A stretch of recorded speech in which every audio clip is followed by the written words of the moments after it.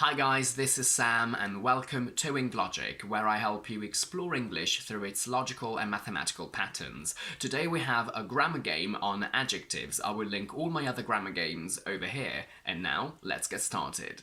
As always, I will give you a series of sentences where only one is grammatically correct. Your task is to find it and correct the wrong ones. The sentences are: he is a very glad person. There were only 2 alive fish in the tank. It's strange to see a lone wolf. There are only 3 left tickets. The adopted solution is not ideal. We didn't want to wake up the asleep baby. Regarding the last project, all the involved people did a great job. I saw an afraid cat on the street. I want you to pause the video, come up with your own solutions, and then see if they match mine. The correct sentence is number 3. It's strange to see a lone wolf. Let's see why. As we all know, adjectives usually go before nouns. We say a red car, not a car red. And in this case, an adjective is called attributive.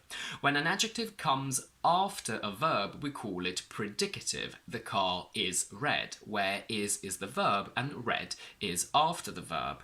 Some adjectives can also come immediately after the noun, and in that case, they are postpositive. Secretary General. Today we're going to analyse the fact that some adjectives can only be attributive, some can only be predicative, some can be both attributive and postpositive without changing meaning, and some can be both attributive and postpositive, but they change meaning.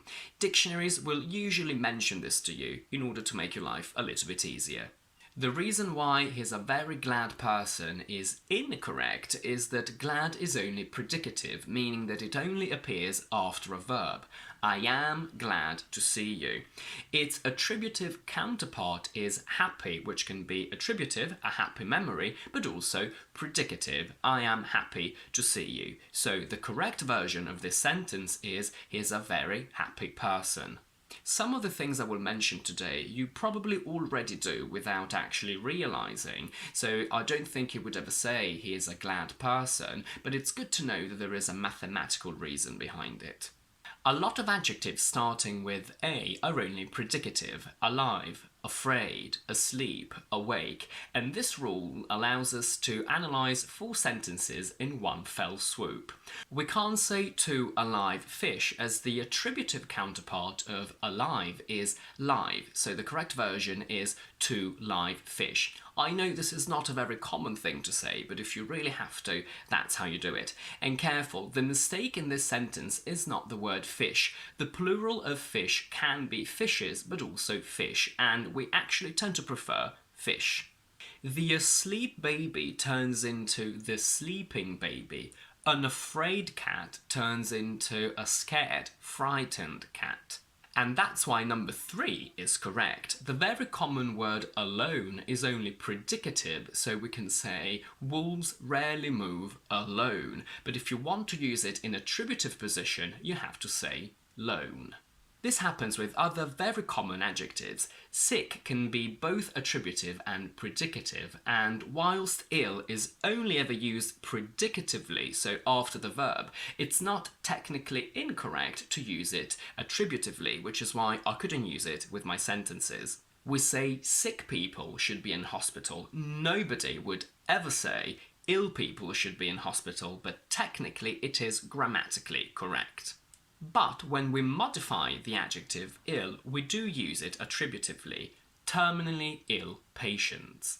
As I've just said, it is technically correct to say ill people, but please do not say it in English exams because it's so uncommon that I'm not actually sure whether they would consider it a mistake or not.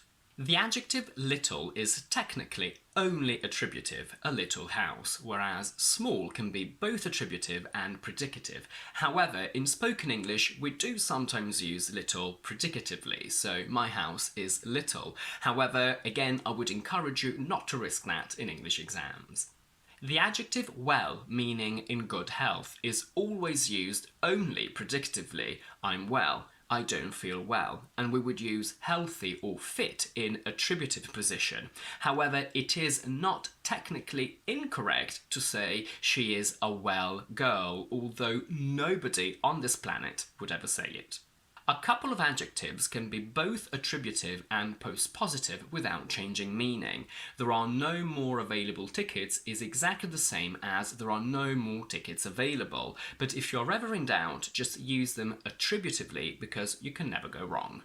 Other adjectives, however, can be both attributive and predicative, but they do change meaning. Left used attributively means the opposite of right, whereas left used postpositively is the past participle of leave. So the original sentence, there are only 3 left tickets, is wrong, and the correction is there are only 3 tickets left. An adopted child, attributive, is a child that is not yours biologically but legally. Adopted used postpositively means used. So the original sentence, the adopted solution is not ideal, is wrong, and we have to change it into the solution adopted is not ideal. The involved explanation, confused me even more, means the complicated explanation, whereas involved used postpositively means affected, so the people involved did a great job. The adjective responsible behaves the same. Start acting like a responsible adult means reliable, sensible, but we've managed to bring the people responsible to justice means the guilty people. So, bearing all of that in mind, let's go back to our original game and let's review the corrections of the sentences. He is a very happy person. There were only 2 live fish left in the tank. It's strange to see a lone wolf. There are only 3 tickets left. The solution adopted is not ideal. We didn't want to wake up the sleeping baby. Regarding the last project, all the people involved did a great job. I saw a scared or frightened cat on the street. And that's it for today. I hope this video has clarified a few of the issues related to adjectives, and please do let me know in the comments which differences were new to you. If you like this video, please don't forget to give it a thumbs up and to subscribe to my channel down below. And in the meantime, I will see you next week with my next video.